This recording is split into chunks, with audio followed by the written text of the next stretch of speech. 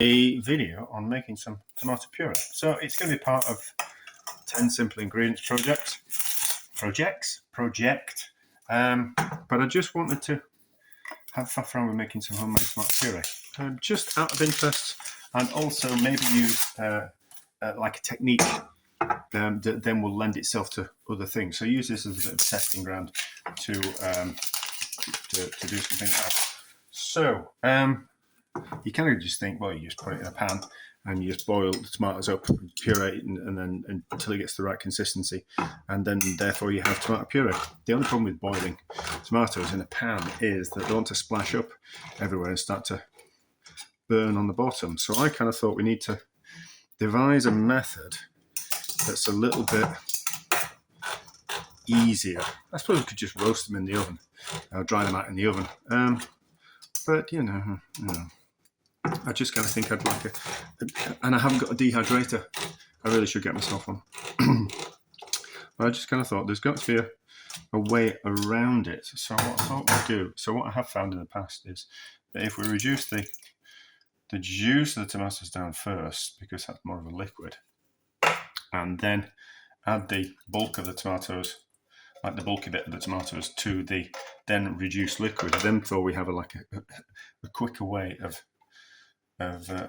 making a tomato sauce. And I thought we could use the same kind of method,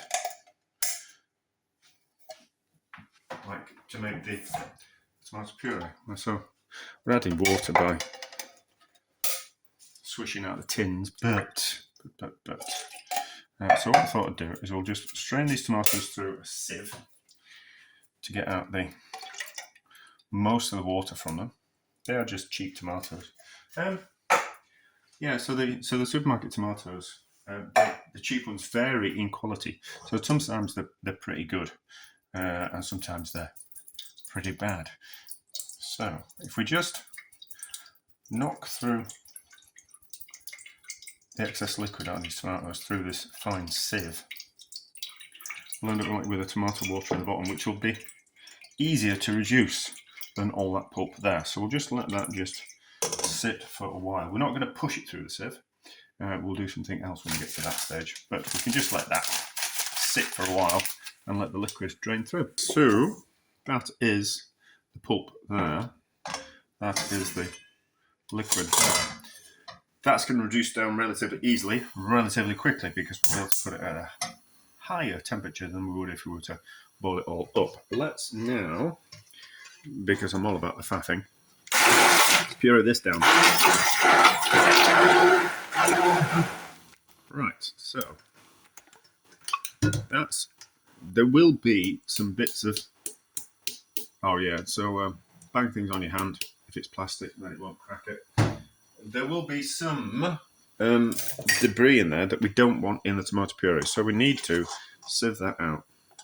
So now it's pureed. There'll be some seeds in there and a bit of skin and a bit of this and a bit of that and a bit of the other. So let's just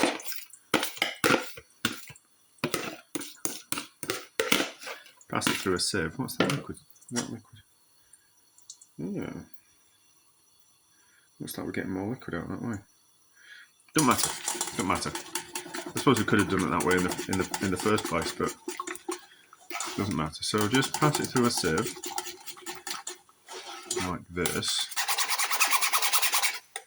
Right, so bits of stalk and seed and bits of skin aren't going to go through the sieve, but it doesn't matter. You just want a nice smooth tomato puree. So that can go on the compost, and then just that bit there can go in there like that. Now, as you can see, that's coming up to the bottom now, so it's basically just liquid. There's no water in it. There's going to be enough tomato to catch. It will kind of thicken around the outside as it goes down the pan, as it reduces. But that's not a problem.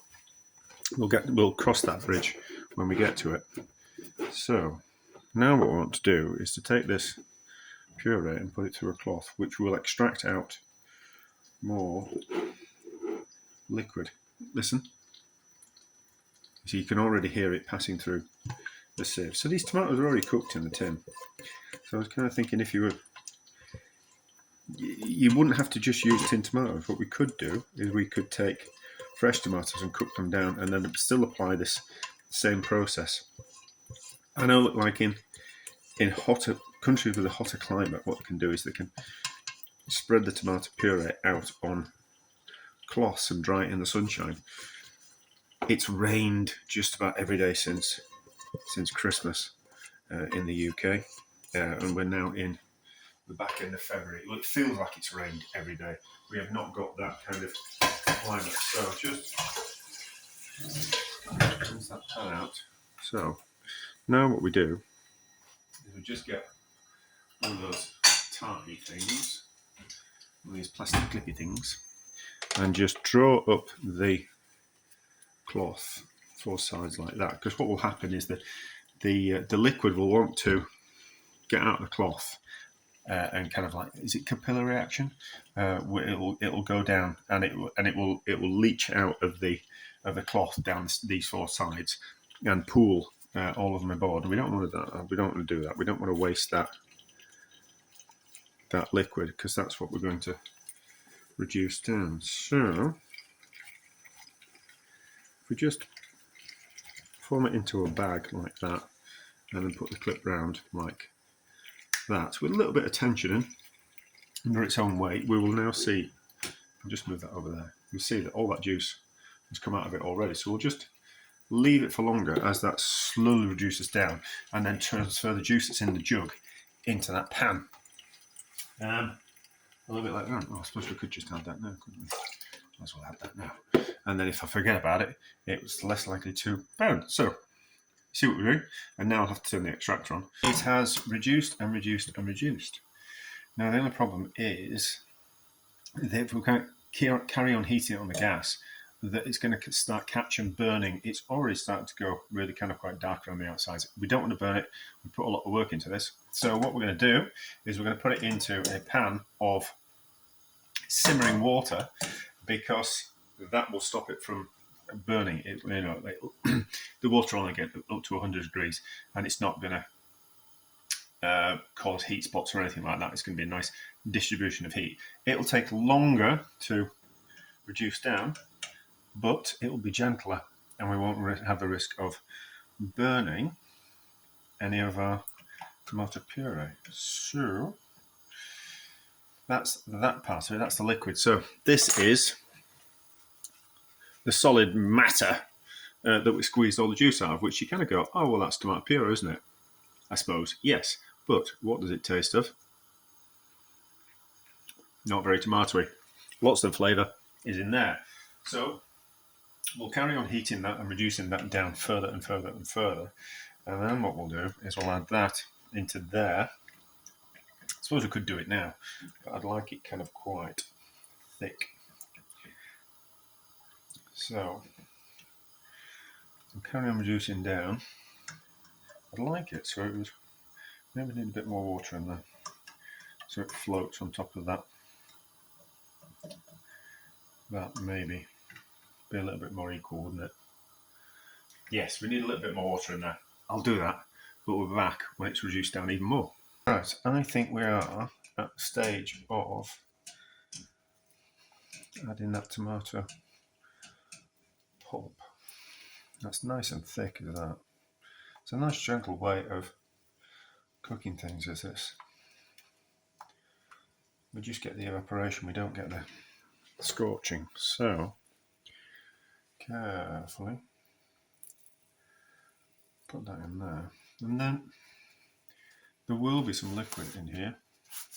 It was a clean cloth, so what we can do is we can just give that a wring it out. And then we won't waste any flavour. And that can be washed. And then we'll just gently mix that into there. And it'll be, I would have thought, almost to the right thickness.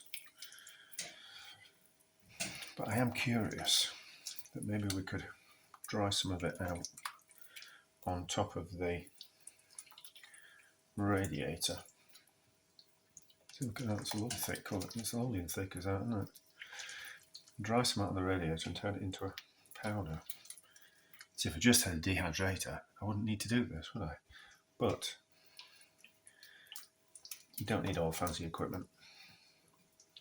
I worked with a chef and he had 2 knives, and now he's got 2 Michelin stars. So, yeah, he just used to turn up to work with 2 knives and wear a t-shirt and tracksuit bottoms, and the aprons were from work, and that was it. And he did everything with these 2 knives, everything. And he said he could have even done everything with just the 1 knife. I know the shape of the knife, I don't know what it was called. It was a particularly good knife, but still. Cut meat, he cut fish, obviously washed it in between. But I think that's about right consistency. So, what we need to do though is just bring that up to temperature, just to make sure that it's hot. And then what we'll do is we'll put a bit of cling film over it overnight and let it cool down naturally. And then any kind of crusty bits on the outside there will, because of the steam coming out of the tomato puree, that will lift all those crusty bits off the side, and there will be some flavour there. There'll be a little bit of caramelised flavour. So, we'll give it a taste, can't we? See what we think of it.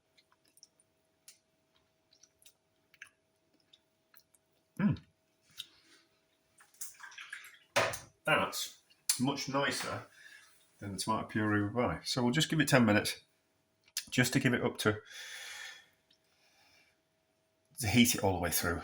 Then a bit of cling film on the top, let it cool down overnight, and we'll have a look at it in the morning. So it has cooled. We have just got a little bit of condensation gathered on the cling film, and then it's just dripped down into the concentrate, puree, whatever you want to call it. So we just pull that off.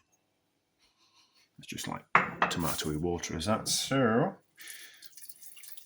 that's the right consistency for tomato puree, isn't it? So I think what we'll do, so as you can see, we can get all that, what we're going to call it, gubbins off the outside of the pan. There's flavour there. A little bit of caramelised flavour will be lovely in this tomato puree, but not too much. So that's that. So there we go, homemade tomato puree. I really shouldn't stick my finger in it, should I? Although I wouldn't complain if anyone else stuck the finger in something and tasted it. So I don't know. We'll give it a taste. And I think what I'm going to do is I'm going to put some on a bit of baking parchment and we'll stick it on it. We still got it. It's not warm enough yet to not have the radiators on the night time. It's getting later in the day when the radiators need to be put on. But we'll put some on top of the radiator bit, and that'll be a gentle enough heat just to kind of dry it out. And then we'll see if we can make a powder as well, just out of interest.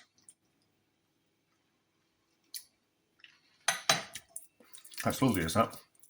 That isn't, it hasn't got that astringent taste of tomato puree that you buy in a tube. So, if you want to make tomato puree, that's how you make it at home.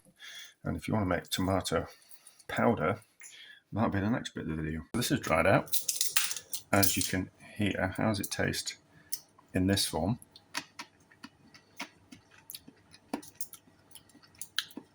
It's quite nice with that. Well, let's get it powdered and see how it turns out. Let's give this a taste. Stick my finger in. Oh, I shouldn't have done that now. I've got a wet patch in the powder, and it'll affect the rest of it. Dirty, dirty, dirty. Oh no, it was just. No, it wasn't wet. Oh, it was just a different colour underneath for whatever reason. Oh, that's strange. So, some on the spoon instead then. Yeah, so it tastes like cuppa soup. So when you stick your finger in a powdered cuppa soup before you add the water, it tastes like that. But of course it does, because that would be that's what I like a cup of soup is. It's like pureed tomato, isn't it? So yeah, there you go. That's kind of quite interesting, isn't it? It's a little bit clumpy. I can imagine if any moisture gets to that, it will want to form into like a gloopy mass. But there you go. That's powdered. And then let's just give this bin now been in the fridge for a few days. Let's give this tomato puree, homemade tomato puree, just a bit of a taste. It looks, that looks like some liquid's coming out of that. That's interesting, isn't it? Like almost like some liquid wants to split out of it. That's interesting.